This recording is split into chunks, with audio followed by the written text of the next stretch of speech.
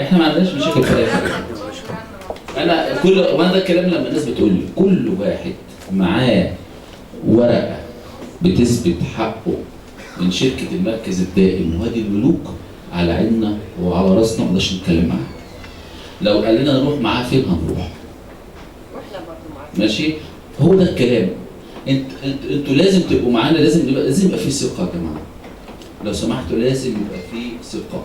انا بتكلم النهارده على فكره يا باشمهندس، ما فيش حد بيمشي في الارض الا لما يقول لو كنا 40 راجل ما كناش عرفنا نعمل طريق زي ده، لو كنا 700 واحد ما كناش نعرف نعمل بير زي ده. عشان تبقى عارف كلهم مقدرين مجهودك، كلهم مقدرين مجهودك، صدقني والله.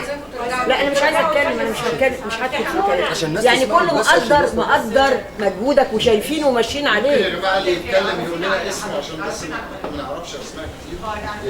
مكان سامية المصري. انا قال لك اقول تاني؟ انا ما اعرفش. هو قال خلاص. طيب خلاص. يعني قصدي اقول كلنا حاسين، محدش لو كنا عصابه ما كناش قدرنا نعمل شارع من ده، ما كناش قدرنا نعمل كهرباء، ما كناش قدرنا نعمل. احنا عارفين مجهودك، احنا عارفين مجهودك. ما هم الظباط ايام المشروع بعد ما عمل حصل كده قالوا لي انت مجرم بالفطره، لان ما حدش يقدر يعمل حاجه زي كده ويخش المنطقه زي كده ويحارب الاشكال دي كلها الا اذا كان.